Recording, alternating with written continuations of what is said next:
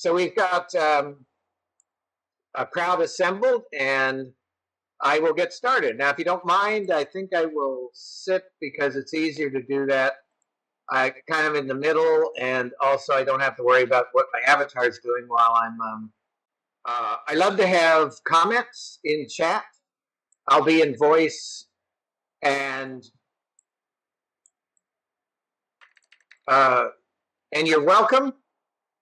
Let me tell you what I'm talking about here. Okay, the art of the argument is, first of all, if you happen to attend the 21st birthday of Second Life celebrations, it was fantastic. Lots of displays showing all of what's going on in Second Life.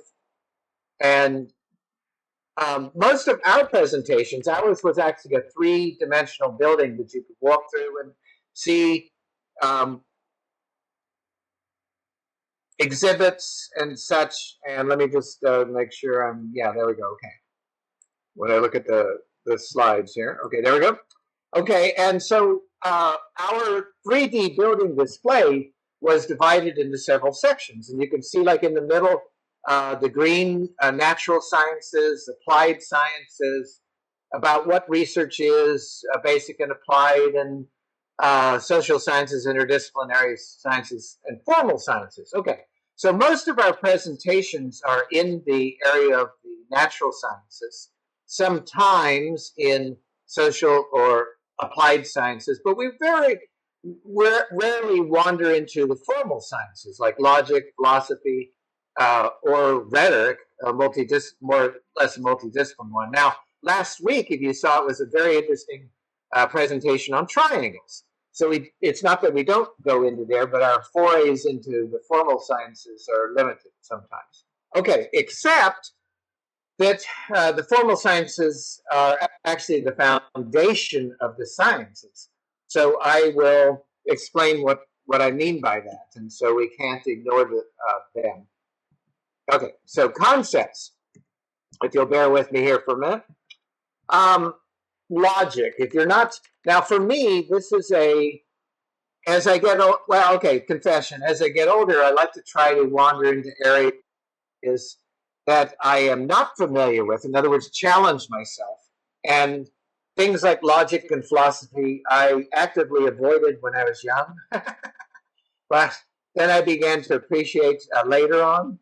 So logic is in two flavors, so to speak. There's the formal logic, which is best represented by mathematics. Mathematics uses formal. Well, exactly. Philosophy was and mathematics both were explored basically at the same time. I mean, you couldn't write a mathematical formula for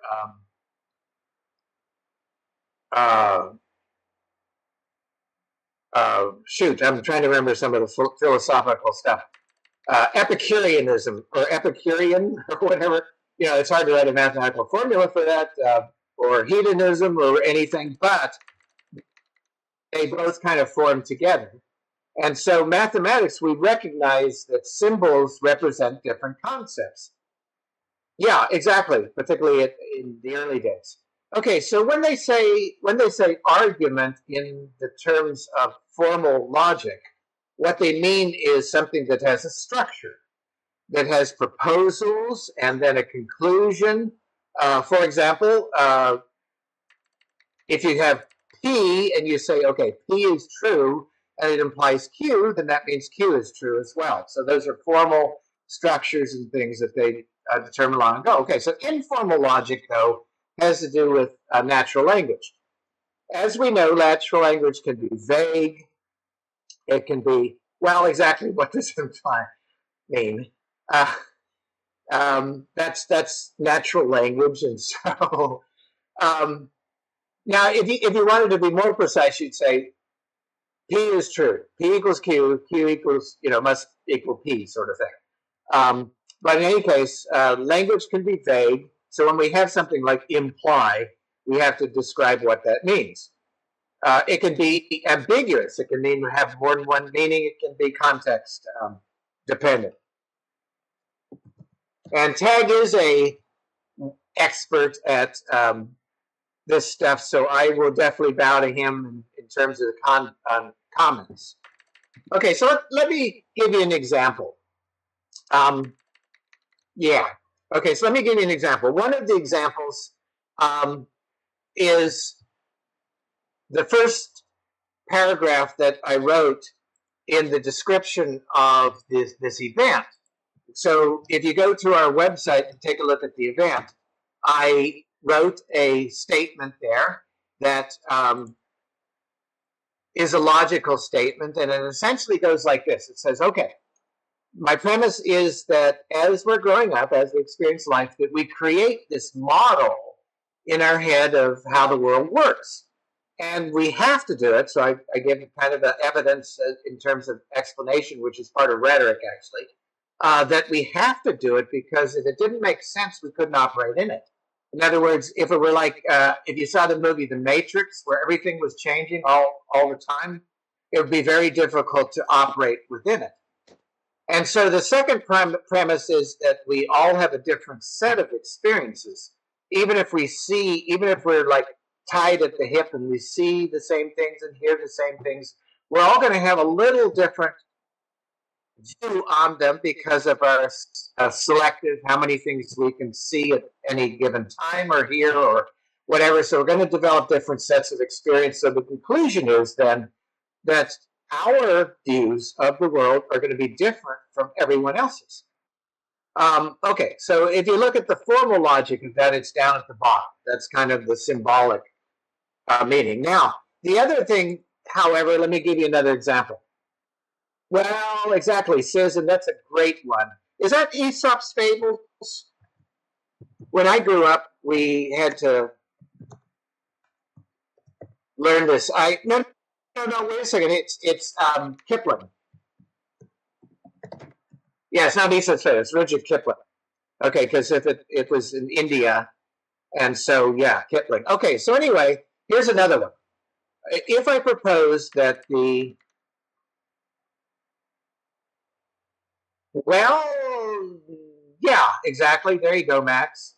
Okay, there you go. Okay, so let me propose that. Okay, if the sun is hot, premise number one, then and it gets hot when the sun is up, or implied.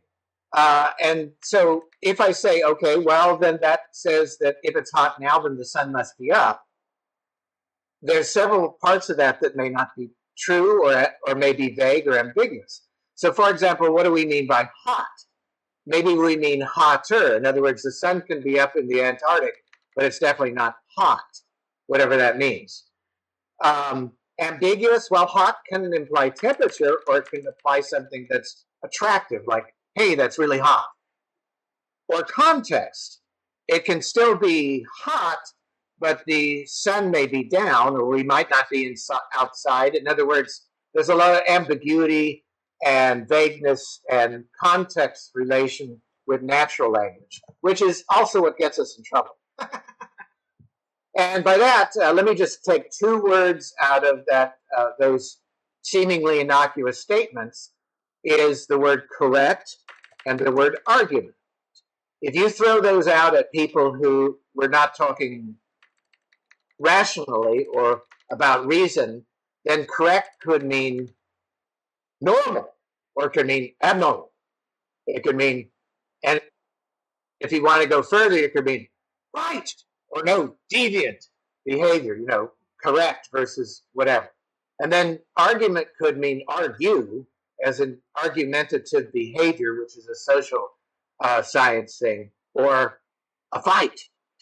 And then it sooner or later gets to the us, them, winner, loser, and all of that. Yeah. But you're right. Yeah, tag, and that's, yeah, exactly. In other words, to use words. And in the sense that I'm using them today, that's what I mean. An argument is a form in which you have propositions, analysis, rational analysis leading to a conclusion. It's not a fight with guns, missiles, and whatever you put up there. Okay. So philosophy then is a rational study of reality, value, knowledge. Now, it's very important, just like in science, that you define terms because natural language can be ambiguous and or vague. So, yeah, I don't think of. Yeah, I've seen the one on Alexander the Great and the use of elephants. Now, I'm not sure whether those are real elephants or CG elephants, but who really cares, you know? Which actually I'm getting into here in a minute. Indian elephants. Okay, now that would be, if they used Indian elephants, at least that would be more accurate. Also, Indian elephants are a lot more trainable than African elephants with the big ears. Okay, so anyway, rational means that you've applied logic to deduce something through reason, reality, value. You can read that up on the screen.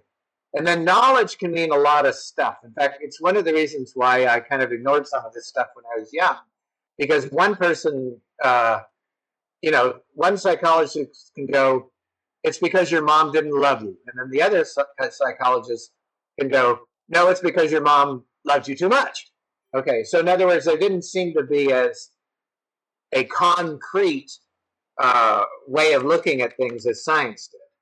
And so knowledge, though, let's look at knowledge. Knowledge can be so-called propositional knowledge. That is what we've done through logic. It can be practical skills. In other words, I know how to use a forklift. Or it can be by acquaintance. In other words, I know how to use a forklift, etc. Okay. So let's go on here, because my primary reason for meeting today is not to give you a demonstration of, logic and philosophy and all that, but it's to get to why we're going to have some new events in the science circle. Okay, so epistemology, though, I like this one. Yeah, he was a good, well, it depends on what he tutored. In other words, Alexander went off and conquered the known world. But I think he got something from Aristotle. He was certainly a good teacher in that respect. In fact, every good Roman, Macedonian, whatever that had money basically hired Greek tutors for their kids. Well, yeah, epistemology is the nature of knowledge and learning and such. And so here again, you can learn by perception. The problem is that it's subject to illusions. You can remember things.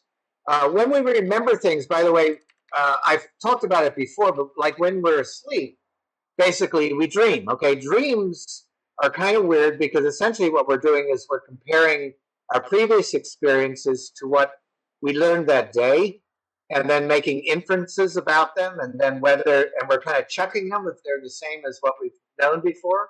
Do I know about technology? What is the nature of knowledge? What is the nature of knowing? Yeah, I know, you can get pretty deep. And so we form memories of new experiences. So if you want to have a lot of good memories, well, good or bad, then, is have new experiences. Don't do the exact same thing every single day. If you want to have lots of memories. Okay. How do we know what we know about? Yeah, I know. Okay. Go to a lot of parties. Wow. You can have good and bad memories for that. Okay. So anyway, memory is also subject to selectivity and revision. Have a glass of wine. Yeah, you can dull memory. Okay, introspection then is intuition, reasonable belief. You can read all this stuff, but I'm going to come back to some of it because, in particular, down at the bottom, in other words, influenced by others. It can either be your own personal revelation, so to speak. It can be friends, educators, experts, politicians, religious leaders, economic gurus, mass media, social media, or the scientific method. Okay, let's keep moving here. How do we know about this aside from the fact that the right to? Well, actually, is it a right? Okay, it is maybe in the American, is it Declaration of Independence? It's not. I don't think pursuit of happiness is in the Constitution, is it? I think it's in the Independence. But I'm not a historian either, so yeah, in the Age of Enlightenment. Okay. But notice they didn't say you have to be Jefferson wrote. There you go. Okay. We hold these truths to be self-evident that all men are created equal, that they're endowed by their creator with certain inalienable rights that run life, liberty, and pursuit of happiness. Yeah, we had to learn all that when I was in school, for sure. Okay, but I'm not sure it's a universally held thing, although whatever. Okay, but we're actually going to get to that later, too. Okay, so now rhetoric. Rhetoric is you can call it the art of communicating. It's usually for persuasion. Well, and Suze, you're absolutely correct because you can't, but I'll get to that. In other words, I'm watching my time, about a quarter way in, and the idea is that just because certain people who wrote this stuff 200 years ago, didn't necessarily mean it for everybody, by the way, the collective we. And the other thing is, different backgrounds, etc. And different countries, cultures, ethnic groups, etc., might beg to differ about quite a few things that we would put up here or might believe if it suits us. Okay, so rhetoric, particularly persuasion, there are, we were exactly Sumo, or at least that's the intended. In fact, I'm not even sure that he wrote that because it was such a belief at that time that it was like, well, that's obvious. you know. Okay, so anyway, in rhetoric, there's like three appeals, and this is from Aristotle, by the way. So there is an appeal to reason. In other words, okay, the royal we also, okay. So there's an appeal to reason that is evidence-based, clear, specific, appeal to reason. There is an appeal to character, that is the speaker, writer connected to the topic? Are they credible? Are they using credible sources? Do they use professional tone, word choice, all that? Or an appeal to emotion. Now, I'm setting you guys up here for this stuff because I'm going to come back to some of this. An appeal to emotion. In other words, the speaker, writer understands or tries to get the listeners who are connected to their message to imagine, basically, in other words, what if? What might happen? Appeal to other values other than logic, like values and beliefs. In other words, more or less to philosophy. Oh, you'll have to put what Baptist is there, Tag. I'm not familiar with that one. Okay, but I like to learn. Okay, so critical thinking here, since I mentioned it, is kind of the inner dialogue.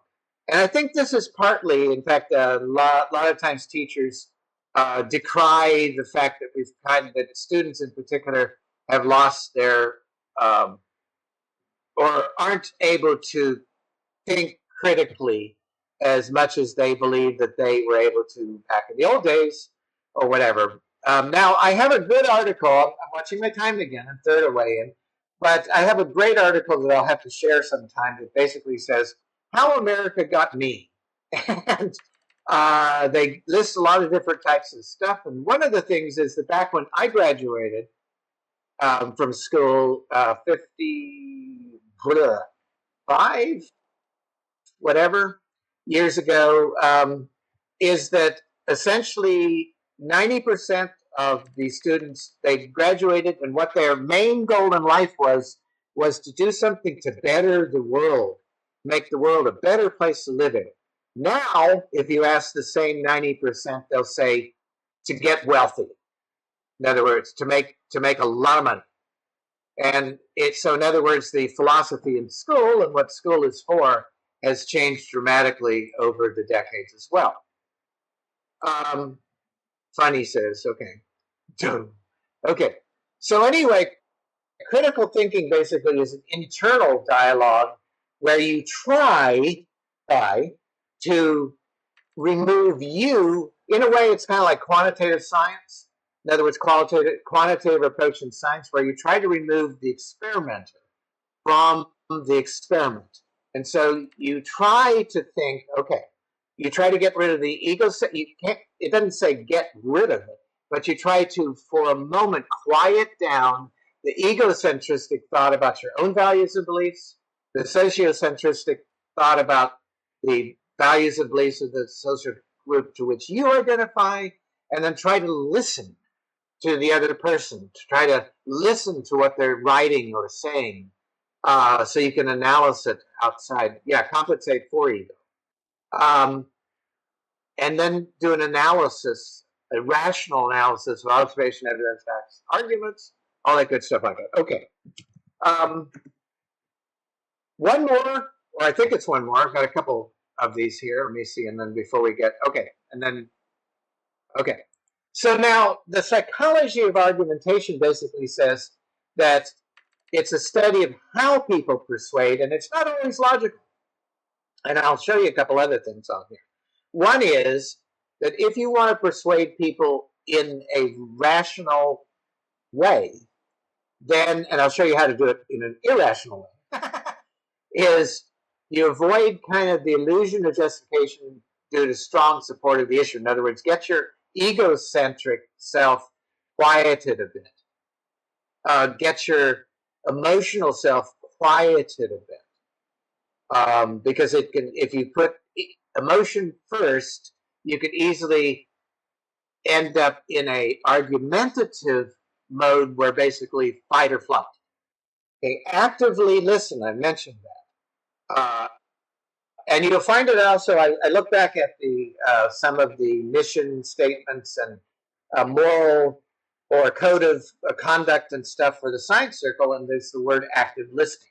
In other words, suppress your own views long enough to listen to other viewpoints, empathize with the speaker, try to imagine why they're saying that. I mean, you know, if they say that all Martians eat chickens, okay, great. Well, what is it that they're trying to say? Do they really mean all Martians eat chickens?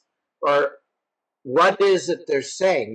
Why would they say that? What is it about it? Why is that a problem? That kind of stuff.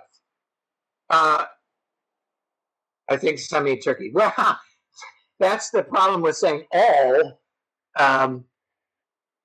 Also, is usually the word all. Well, and there you go, Max. A lot of stuff that people say is not necessarily testable, and I will mention that here in a minute. Okay, before we get into the kind of the next part of this is, in other words, the practice. I've been talking about concept and theory. Before we get into practice, a campaign issue. Well, it probably will be. Okay, is okay, or it could be if people cared about chickens. Okay, but they're my chickens. Okay, so science now. Let me show you how this involves in science. Is the scientific method requires that we share our findings and conclusions with others. It's kind of the last step of the cyclical process, because when we share it, then other people will go, oh, is that true under all conditions? Is it true, you know, and then, oh, maybe I can do an experiment, or maybe I can talk to these people or whatever to see this. And so you add another little layer on the onion of knowledge. Okay, now, Sis, if you'll do me a favor, I don't want to call you out here, but one of the things I'm going to suggest is that we be very careful to not name people. In other words, that's one of the things that we recommend not to. In other words, talk to the issue. Yeah, that's fine. It's good to recognize that. In other words, you could say, I believe, in other words, first of all, personalize it. You know, I believe that, yeah, there you go, X, Y, or XX and X, Y. That's actually very funny. I know, I like it. Okay, so you could say, I think that, you know, ethos works and pathos is not as good a persuasion point or something. But in other words, when we start actually naming names of people or groups, that's when we start to get toward the argumentative behavior. Okay, so in science, we appeal to reason, the logos, by transparency. In other words, we tell people, okay, this is the purpose of the study. It's the form that I'm using, the approach, the methodology. We were very specific.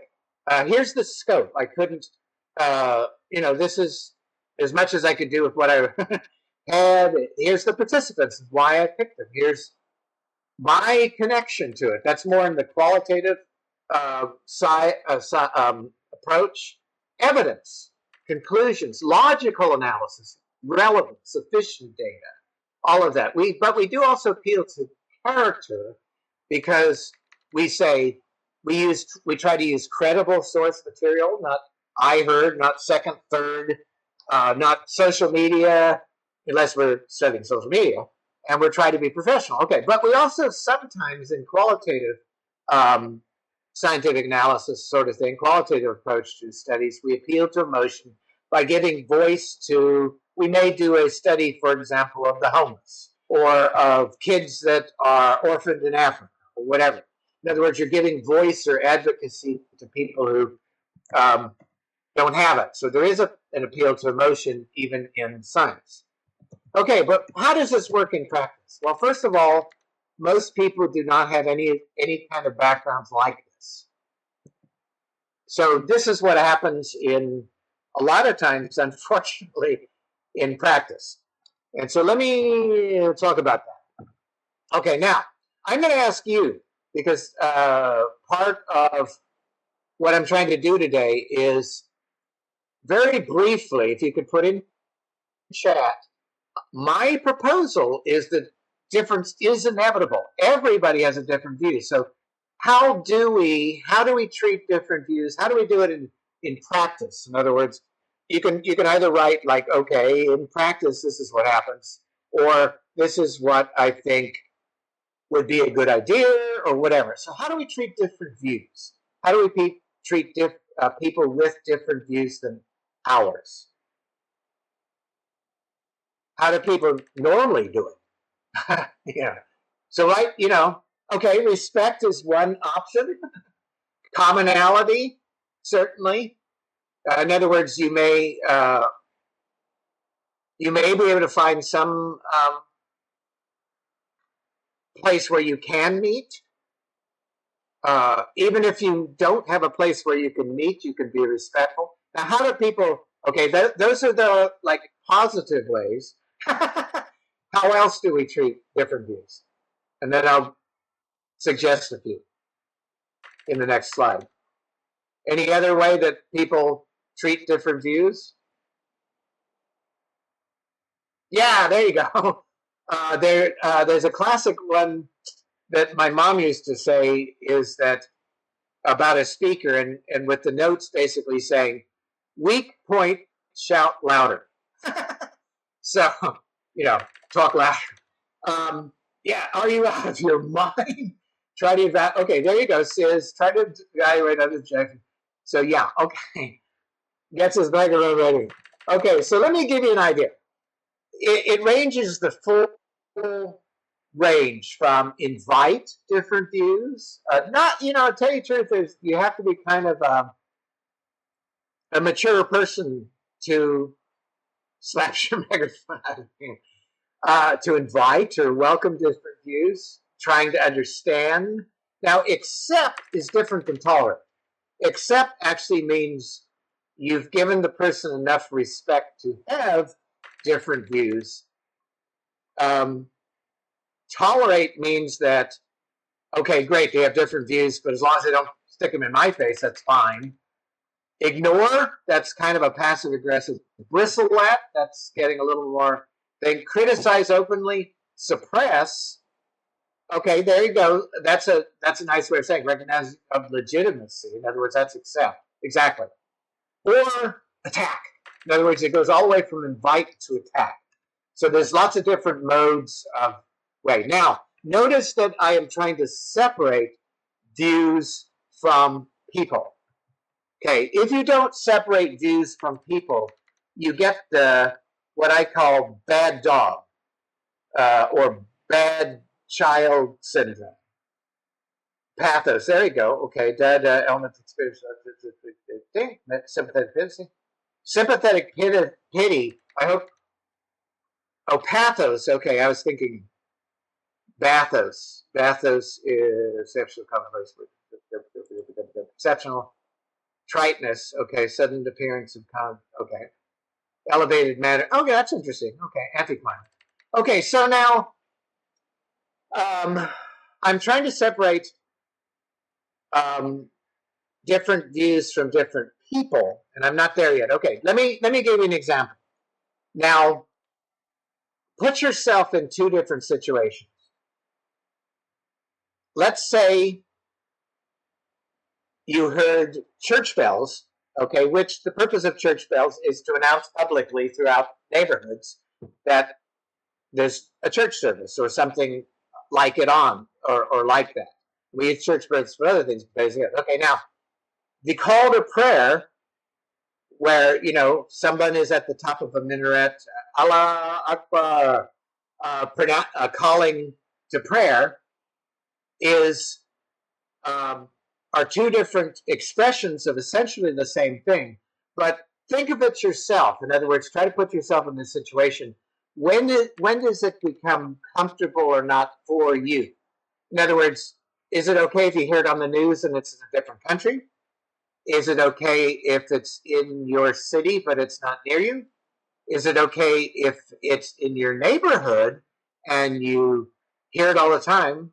Is it okay if it's in your home? Now, the same thing with presence of language. If you hear a different language than either heard speaking or on signs, think about your own reaction to this.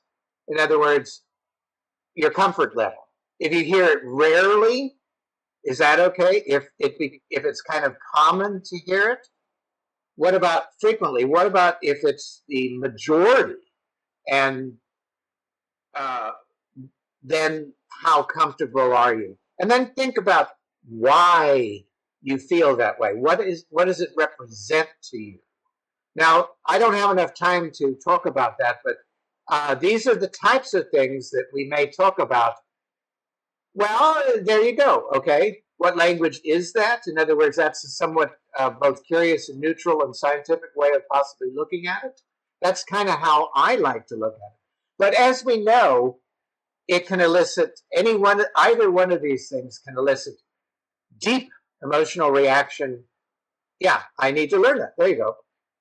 In people,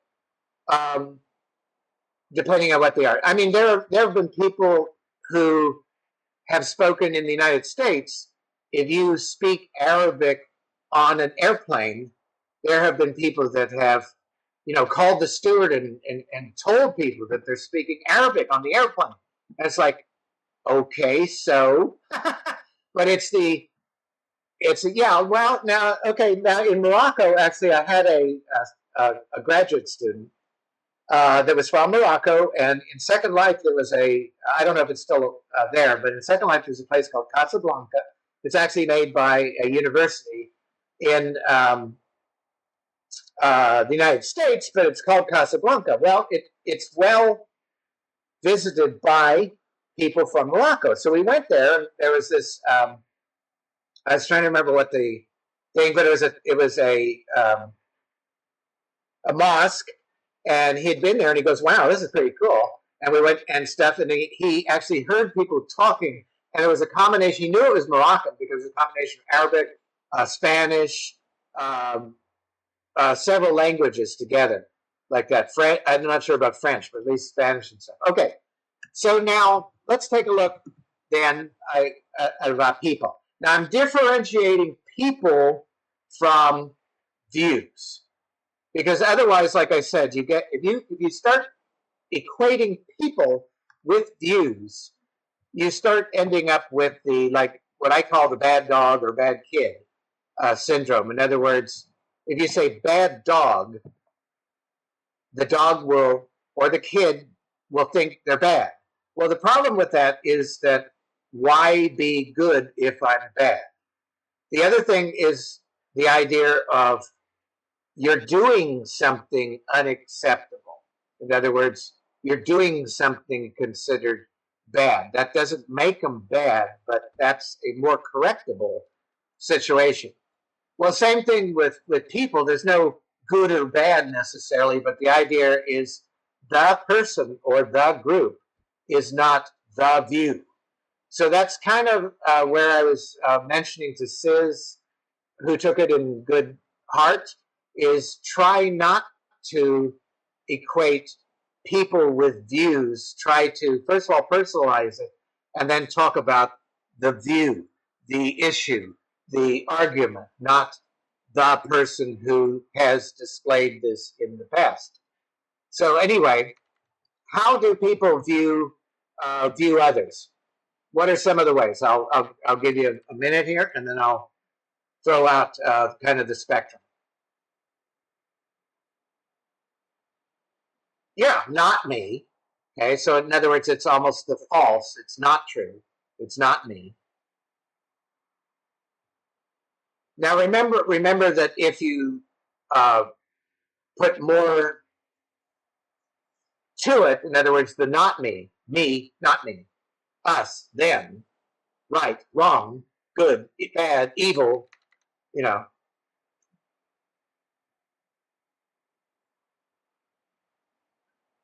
Well, you're right. In other words, I'm not necessarily saying everybody is great. Okay, in fact, I'll actually talk about that in a second. Yeah, I'll talk about that in a second, but the difficulties for people to pay for much. Yeah, okay.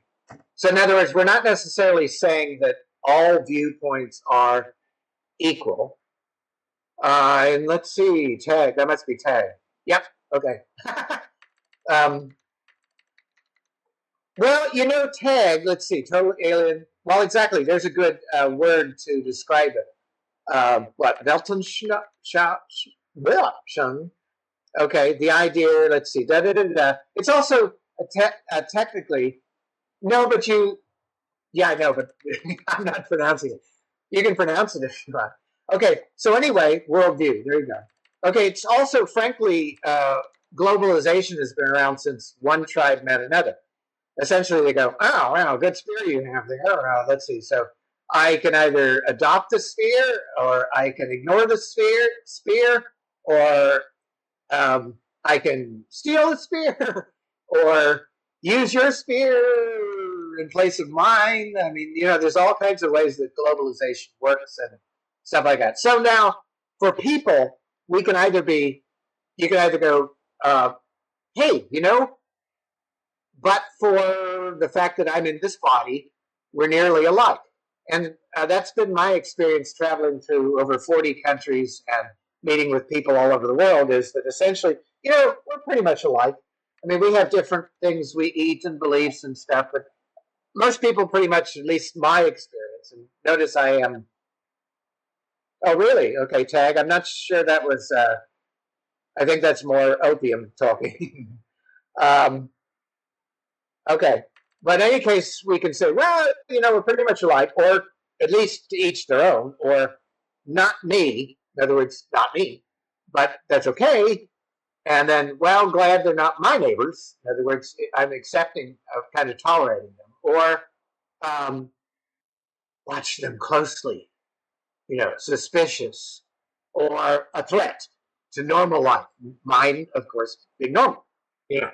And then, Delia, one of the things that I have thought about is that the next thing that I will study is animal psychology and stuff, because I think that we're a lot more animal than we are people sometimes, or at least that we, when it becomes now. And I'm owning up to that. That's what I believe. Okay, so when is difference desirable? Anybody? Our cats? When is difference desirable? I kind of hinted on the left there. And I've got about 20 minutes left.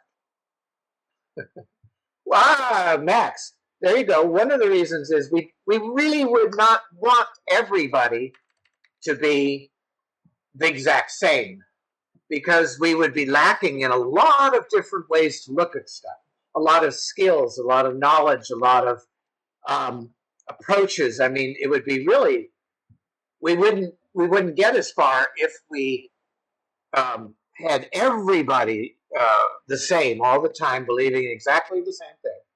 Well, exactly. There you go. Okay, now we might need other people, but we wouldn't necessarily need their minds because we already know how they work. You know, I didn't know that. Okay, I love it.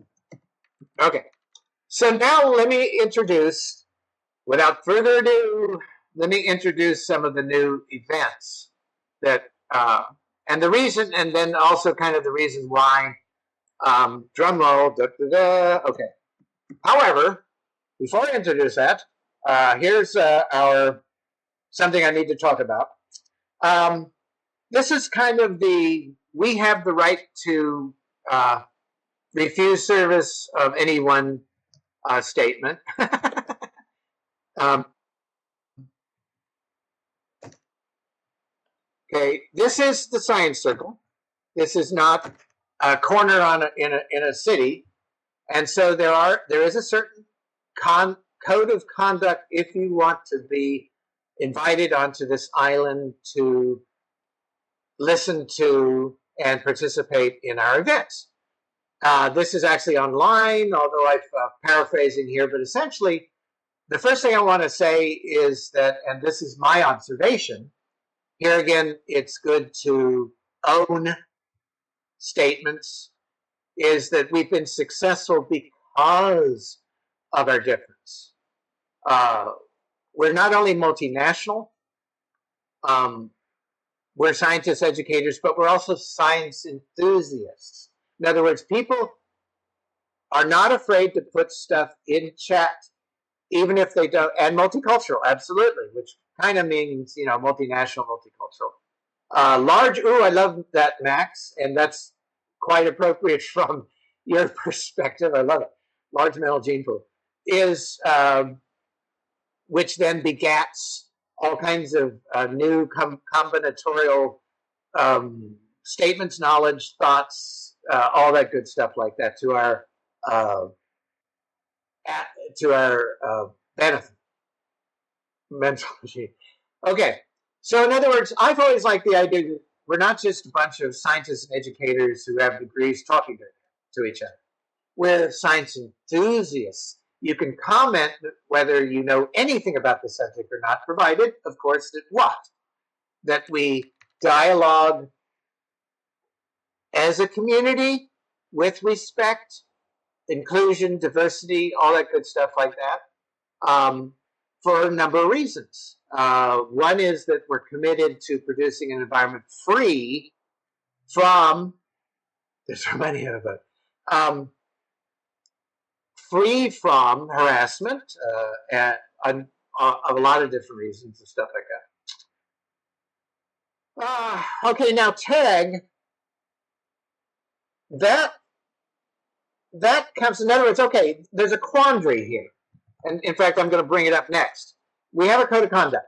So we value inclusion and diversity, but we also value our members, guests, and stakeholders. So is that contradictory? In other words, can there be a contradiction there? In other words, what you were saying, for example, could they then pretty much say whatever they want? Does money speak? Well, no, because first of all, the board and everybody in it is a volunteer, so we're not bribable. At least I'm not. Let's see. So, what does it mean to be both value inclusion and diverse, as well as to value our members? Okay, so yeah, there you go, Max. In other words, and that's actually in the code of conduct. Our members are inclusive, diverse, but what does it mean when, in other words, do we value diversity of opinion? Is all opinion valid? Can anyone say anything they want? Like what, let's see, who implied that? Just because they put money in the till. Tag did. Well, yeah, in other words, do we, okay, there you go, Talliver just mentioned we should be civil because, in other words, there is Yeah, okay. In other words, this is a science circle. We do have code of conduct. We value inclusion and diversity so long as it doesn't impair others people's comfort, rights, that sort of thing. We can accidentally step on somebody. If I were to show a uncooked steak on a picture, that might offend somebody, particularly if they are a vegetarian, right? Okay, but it's not a deliberate offense.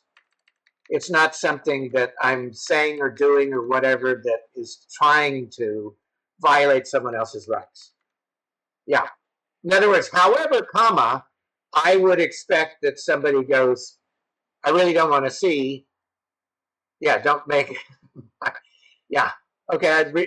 In other words, I prefer you not to have those pictures all the time because I'm a vegetarian. And oh, by the way, I also believe that cows are sacred. Okay. In other words, the idea is then what you're talking about is more education of that sort of thing. So, and then the correct response would be, "Sorry, I'm trying to make this point," or "I will," etc. There's different ways of saying that, where you're respecting people as well as uh, uh, inclusion, diversity, etc. Well, and there you go, sirs. In other words, a lot of people go, "I have rights," but in other words, when I was in the Navy, for example, I'll give you an example. We would go into a port, and regardless of whether we took a couple of days trying to tell the young people, which 18, 19, 20, whatever years old, that you're not in the United States. Your Bill of Rights or your rights or anything else do not apply here. Is that you would inevitably have a person going ashore and going, and then getting arrested and going, I have my rights. Well, no, you don't. you know, you're not. So the idea is you have responsibilities. You have the responsibility to respect the place you're in, not your rights as an American or something like that. Okay, so we have two, and here again, I'm watching my timing. We have two events. One is called the Forum. Now, it may actually be called NIMP's Philosophy Forum. And if you don't know that because very few people have been around Science Circle for the last 17 years, is the idea of the Science Circle came about in 2007, basically as an offshoot to something called NIMP's Forum or NIMP's Philosophy Forum. And what we did was we sat around in a circle and there was a topic, and essentially everybody it's like passing a token, is that everybody got a uninterrupted, equal, non-judgmental turn to speak on a topic. Now, usually it was a very civil conversation, and so one of our events will be to have this play out again. So, in other words, there are things where people should be able to voice their own opinions about stuff. Now, let me see what Delia wrote. Okay, different opinions doesn't mean that. Yeah, well, exactly. In other words, an opinion is an opinion. It doesn't mean you have the right. In other words, the right to free speech is not the right to give your opinion. In other words, you don't have. It doesn't trump. That's not a name. Okay, it doesn't trump the idea that you have rights, that you don't have to force your opinion on another person. You don't have the right to violate my beliefs. Okay? Yeah, exactly. Like, great, you got your own opinion, but keep it to yourself. Or say it in some way that where at least you own it, and this is why I say this, and I'm not trying to offend anybody, but whatever. In other words, I don't. In other words, part of the reason we're having this discussion here is because we will probably be trying to ask the big question: how do we make this work? Okay. In 2007, we made it work in the way that I described. We all sat in a circle. That's where science circle came from. We all had equal, non-judgmental turns to speak on a topic. We didn't say, "Oh, that's bull." We basically said, "I believe that," and you did it with respect for the people that were there and people that weren't there. Okay. The other event that we're going to bring in, and a lot of people are going. Sometimes people would be going. This doesn't sound like science. Well, actually, it is.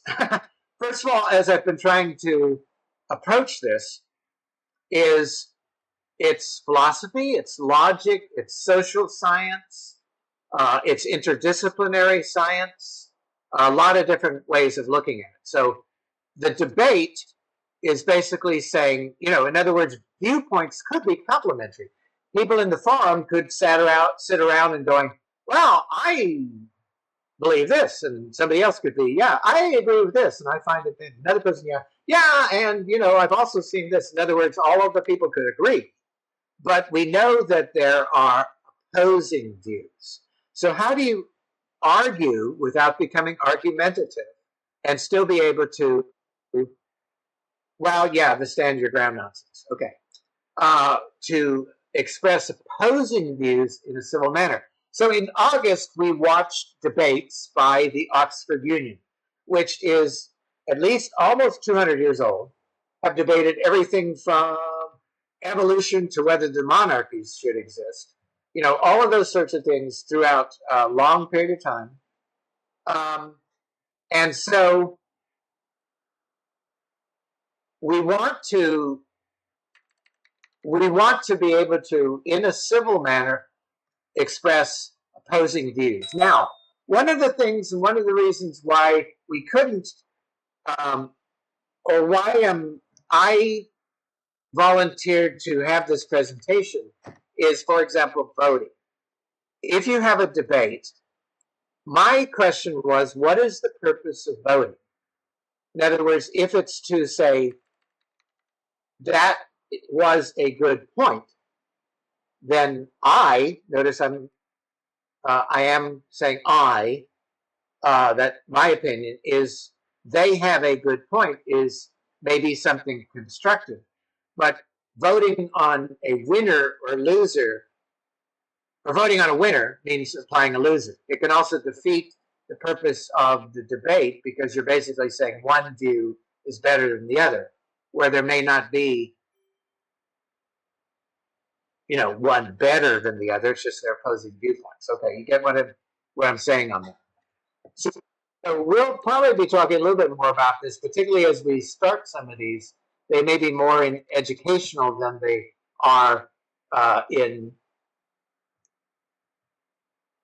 Well, the stated purpose, that's a good question, Sima. The stated purpose was to, and if you would please, active listening, the stated purpose of the debate was to voice different viewpoints, particularly opposing viewpoints, and then to listen and understand that there may be an opposing viewpoint, another viewpoint. In other words, so I didn't see the necessity for voting.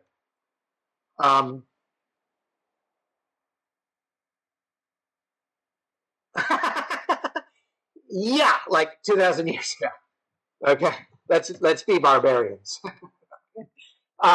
Okay, so let me then, as our time is starting to wind down,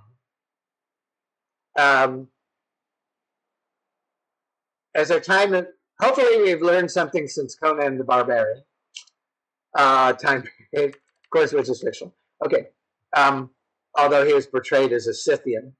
Okay, so argument versus argument. Okay, so here is how to turn an argument, a civil argument, into, well, and there you go, Delia. And one of the ways to do that is to go, my opinion is, versus they are. In other words, stating it as if it's a fact. My opinion is, or this is true because, and then present some evidence. And I don't mean, somebody said on social media. In other words, credible evidence, that sort of thing. Okay, so how do you turn an argument into an argument? Okay, one is to appeal to ignorance. Basically, they want you to think that. That's false. That's fake. How do you know it's not true? The other one is, like I mentioned with CIS, is avoid names. We're going to try to, this is very hard to do sometimes, but we're going to try to not name people who display or talk about certain issues, but keep to the issue. Don't say, well, they're like that. Slippery slope suggests that basically, if you do this, it will lead to that. If we let them in, they'll take our jobs, wives, pets, money, lives, credit cards, whatever. Okay. The straw man, in other words, if you add, okay, so you're talking about sugar promoting diabetes. And then you go, well, if you want to, take sugar out of this stuff, why don't we just outlaw all sweets? In other words, you're trying to, each one of them has a illogical part to it. Okay, here's more. I am getting down toward the end of this stuff as we are on the hour.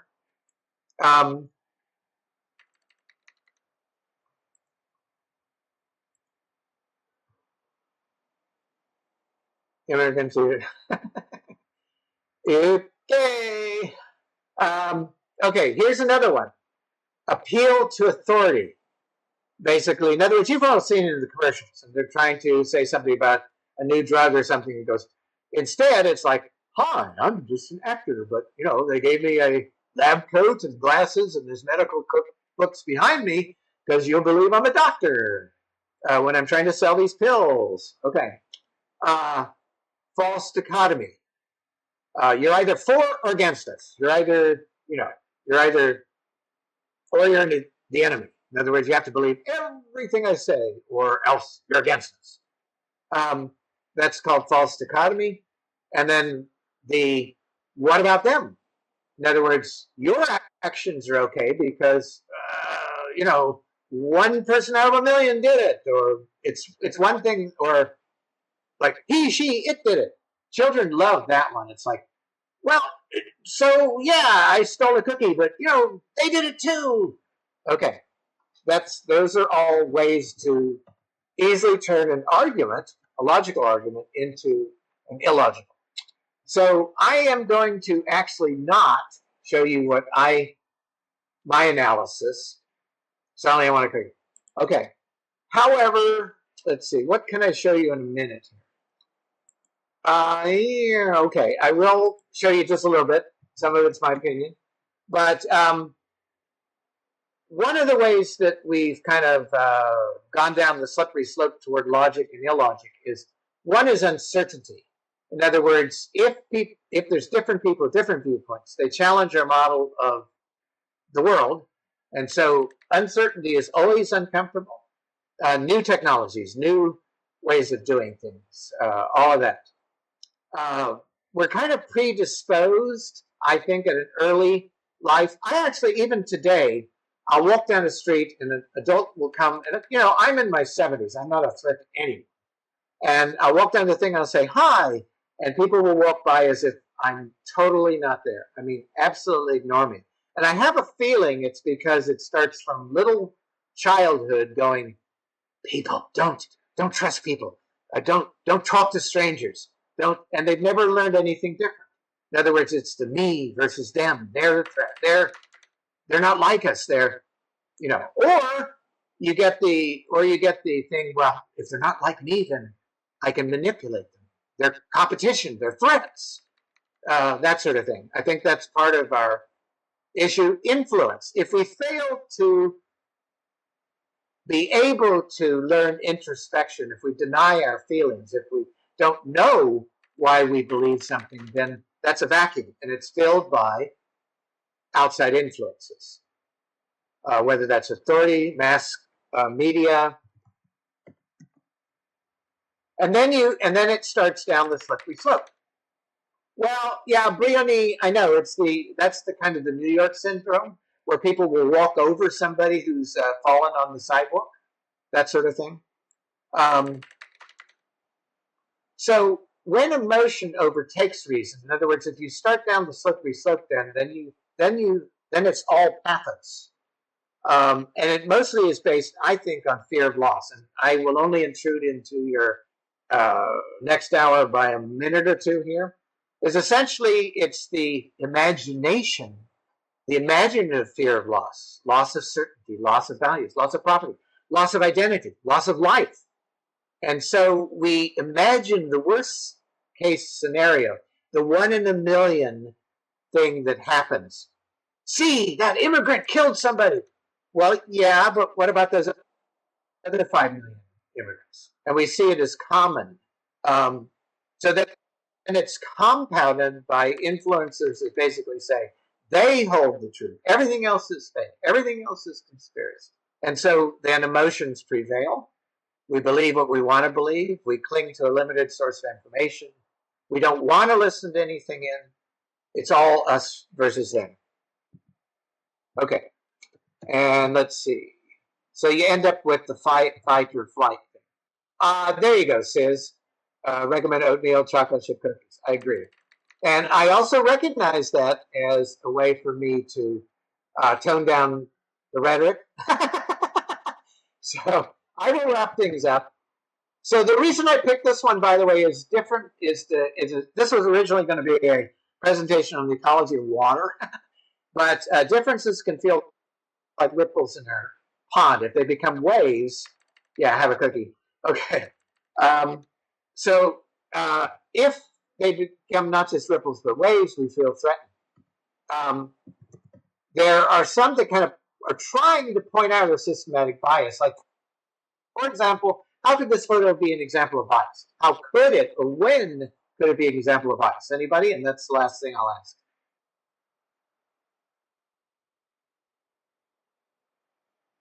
Can anybody see where it could be an example of bias? Well, yeah, Max, you're right. In other words, we don't have, just because 90% of the world doesn't have a hand that looks like that, doesn't mean that that's bias. But if the only, well, 5 figures, exactly. So, yeah, and some people don't have hands, etc., etc. Okay, so if you only had white hands, that might imply systematic bias that you're not aware of. Other people would go, oh, pish posh, that's being too sensitive, that sort of thing. But, there's a lot of systematic bias that we have out there, systemic bias, that it's not a bad thing to become aware of. Now, on the other hand, there are two ways of looking at that. Is that, well, and you're right, that probably is tag, that probably is, to me, I think that's a female hand, my guess. But you're the doctor, The other thing is people really don't want to be reflective. They don't want us to reflect on our beliefs because and there you go, discriminating against left-handed people, is they want us to keep the pond tranquil so that the majority in power keeps in power. Okay, and then there's other points that just basically say, well, tag notices that sort of thing well, and so sometimes maybe we just don't want any change. We're comfort to know what we know and how we practice. In fact, none of that. There were 3 people that originally were going to be in the first debate. They basically said, "Look, we'll be in the debate, except we don't want to compete. We've been competing all our lives. We don't want to compete against our friends. We don't want to vote for who's a winner, who's a loser, that sort of thing. So we just don't want to do it if that's the way the debate works." Okay, so essentially, that's my, let's see.